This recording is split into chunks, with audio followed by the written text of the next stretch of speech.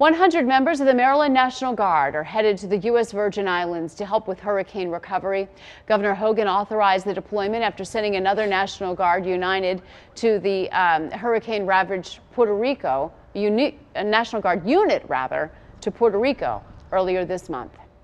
Unlike the one in Puerto Rico that was a specific request, I think these guys are going to do a multitude of just tasks just to assist with the terrible crisis that they've got there. These are American citizens that really need our help, and there are a lot of folks were there for us when we were in a time of need, and we just think it's the right thing to do. The governor says the Maryland National Guard unit in Puerto Rico is building water purification systems. Well, after the recent hurricanes, many people are talking about the National Flood Insurance Program. It was created in the late 1960s, but the program, funded in part by taxpayers, is operating with excessive debt. And as our national correspondent Christine Frizzell found out, it continues to pay many of the same people storm after storm.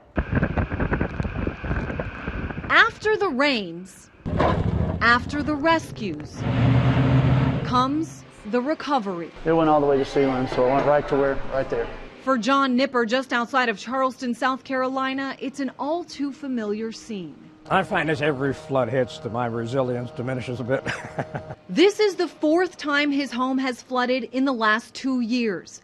4 times he's needed FEMA to step in. They'd have appraisers come in and evaluate the property, appraise the property, and we would be paid for the value of our property. His is one of 150,000 properties in the United States considered a repetitive loss property. A repetitive loss property is a property that has flooded more than twice in the past 10 years. These types of properties make up 1% of the policyholders of the National Flood Insurance Program, but 30% of its cost. So there's a little bit of a perverse incentive for homeowners living in a flood risk area to continue to live there. The National Flood Insurance Program's debt has now ballooned to nearly $30 billion. We sat down with the director here at FEMA to ask why. We have a mandate to provide this product to any homeowner who seeks it. Roy Wright says Congress has directed FEMA to accept everyone who applies and to provide discounts to about 20% of those policyholders, a policy he says Congress has so far been unwilling to change. There must be changes to this program. We need to make room for the water. We likely need to do some kind of buyout from them so they could restart their life somewhere else in the community.